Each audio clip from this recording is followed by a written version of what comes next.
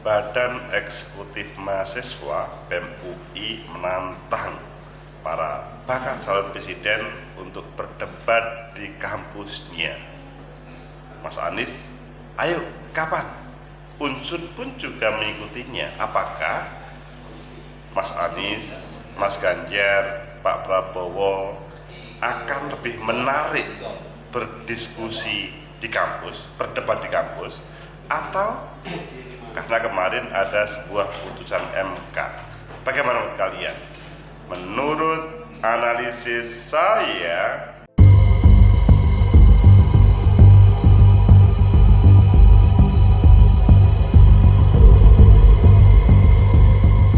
Assalamualaikum warahmatullahi wabarakatuh. Salam sejahtera untuk kita semua. Pecinta masa depan negeri, tegakkan kebenaran, lawan ketidakadilan.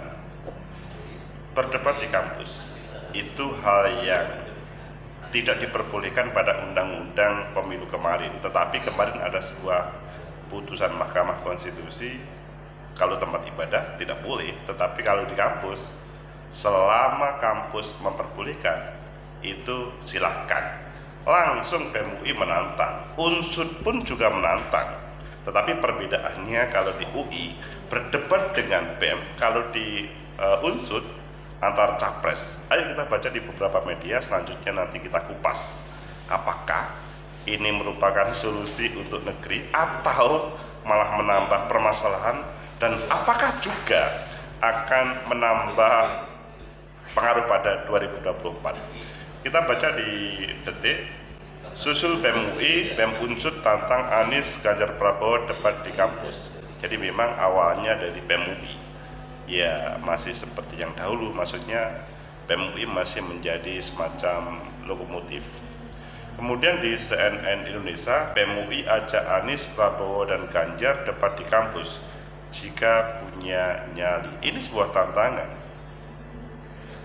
Selanjutnya kita baca di Tempo, Anies Baswedan tunggu undangan dari BEM UI untuk debat dengan Ganjar Pranowo dan Prabowo Subianto. Kalau ini sudah jelas-jelas terbuka.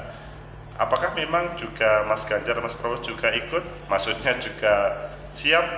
Kita nanti tinggal responnya. Dan yang terakhir di Detik, Anies jawab tantang BEM UI kampanye di kampus. Yuk kapan? Kalian pilih yang mana dari semua itu?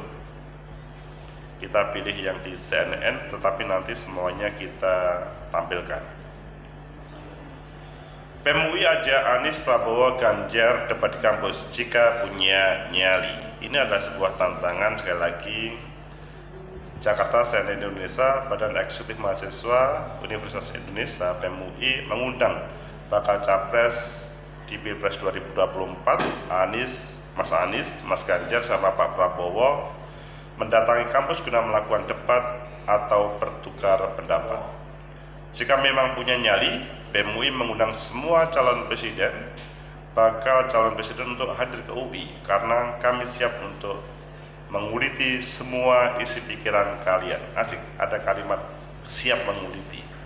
Kami siap menyampaikan aspirasi kami dan mendebat seluruh argumen kalian jika perlu, kata Ketua BEM UI Melki Sedek Huang melalui keterangan tertulis.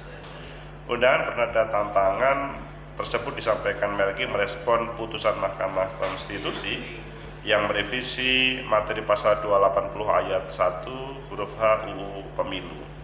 Pasal ini diubah menjadi pelaksana, peserta, dan tim kampanye pemilu dilarang menggunakan fasilitas pemerintah, tempat ibadah, dan tempat pendidikan, kecuali untuk fasilitas pemerintah dan tempat pendidikan sepanjang mendapat izin dari penanggung jawab tempat dimaksud dan hadir tanpa atribut kampanye pemilu. Ini yang membedakan antara persiapan pemilu saat ini dengan dahulu. Melki menjelaskan maksud dari tantangan di atas karena pihaknya tidak mau masa depan bangsa Indonesia digantungkan para calon pemimpin yang hanya fokus kampanye, pencitraan, lip service. Ia menjelaskan putusan MK tersebut menimbulkan celah kebolehan mengundang para calon pemimpin ke kampus. Menurut dia, hal tersebut sangat bermanfaat. Sudah saatnya setiap kampus kembali ke murahnya sebagai tempat pencarian kebenaran, guna sebesar-besarnya kemaslahatan bangsa.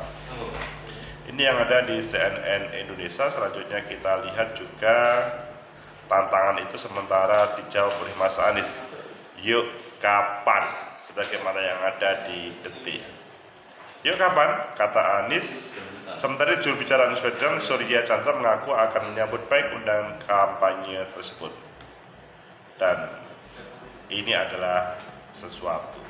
Tantangan diluncurkan BEM UI menyambut putusan MK yang diketok pada 15 Agustus kemarin, dan keperluan institusi ini yang menjadikan diperbolehkan. Pecinta masa depan negeri, tegakkan kebenaran, lawan ketidakadilan. Itulah suasana mendekati pemilu 2024 yang ada hal yang menarik.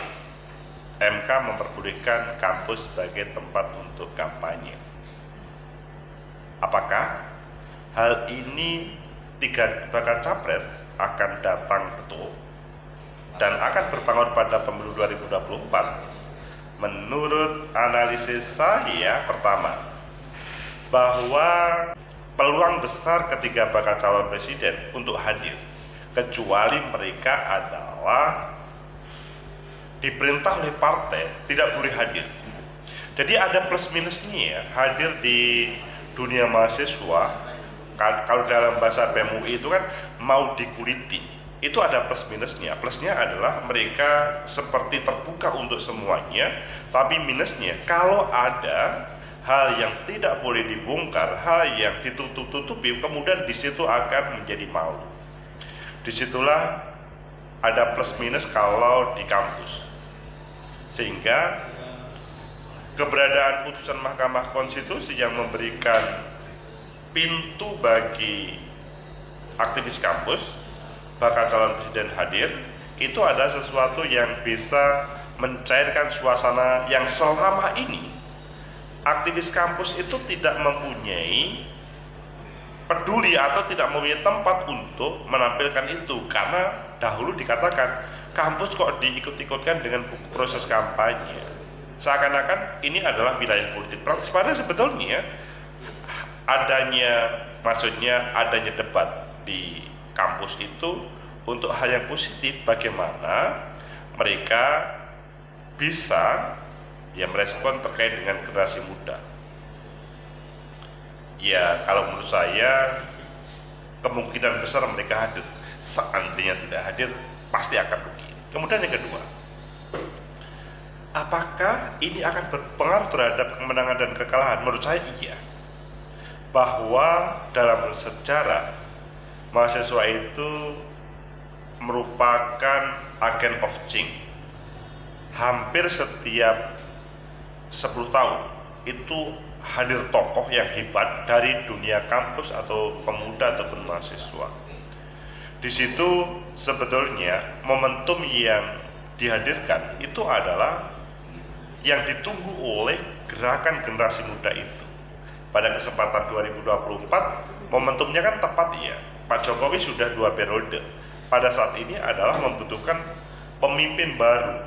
Pemimpin baru, ya ada yang pasti, ada yang pro, ada yang kontra. Tapi di situ adalah negeri ini memanggil orang hebat. Ya sementara ini yang terlihat adalah Mas Anies, Mas Ganjar, sama Pak Prabowo. Tetapi di antara 3 itu pasti ada yang terhebat. Kalau menurut saya salah satunya adalah mereka yang siap untuk hadir di kampus dan diajak berdebat dengan mahasiswa. Dalam bahasanya siap untuk dikuliti. Sehingga nanti kalau menjadi pemimpin itu tidak seperti kucing dalam karung. Mereka betul-betul mengekspresikan apa yang menjadi kehendak dari rakyat ini. Jadi kalau mereka itu memilih-milih kampus, itu menjadi problem. Karena pasti akan menjadi catatan negatif dari mereka, maksudnya dari aktivis mahasiswa ataupun publik, kalau dia memilih-milih kampus hadir atau tidak. Kemudian yang ketiga, apakah partai politik merestui? Nah ini yang terjadi. Banyak partai politik itu melihat sensitif terhadap dunia kampus karena mereka selalu kritis. ada perbedaannya, sama-sama sebetulnya temanya politik. Tetapi kalau politik kampus itu adalah politik idealis, kebenaran. Tetapi kalau politik praktis itu yang ditampilkan itu ya kepentingan kekuasaan. Sehingga kalau melihat berbagai perubahan yang ada di negeri, misalkan reformasi ya, reformasi itu produk dari aktivis kampus. Yang bisa menjatuhkan Pak Harto itu adalah gerakan mahasiswa. Tapi pasca terjadi perubahan itu, yang menjadi pemimpin bukan mahasiswa, sehingga ya dia bisa mampu hanya untuk menjatuhkan, tapi selanjutnya diambil perannya oleh partai politik. Itu yang selanjutnya menjadi problem.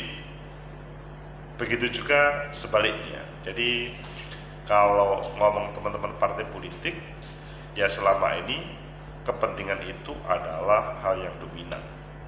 Kepentingan dari masing-masing partai politik pasti ada kesamaan, tetapi lebih banyak perbedaannya. Meskipun endingnya adalah ketika menampilkan bakal calon presiden, ya sama, intinya adalah membangun negeri ini. Pecinta masa depan negeri, tegakkan kebenaran, lawan ketidakadilan. Semoga semuanya merespon positif, sementara Mas Anies yang merespon positif, dan selanjutnya mereka bisa berkontestasi ide, gagasan, pikiran di kampus, tidak hanya UI saja ya, tetapi tidak hanya UI Unsur saja, tapi di seluruhnya, termasuk lebih baik para calon legislatif juga turun di sana. Intinya mereka siap dikulitin seperti apa Indonesia ke depan, apa bangsa kita ke depan. Semoga bermanfaat. Terima kasih kepada teman-teman BEM UI dan BEM Unsur yang sudah mempunyai gagasan yang cemerlang, dan kita tunggu saatnya. Semoga bermanfaat. Like, subscribe, comment, and share. Sampai jumpa.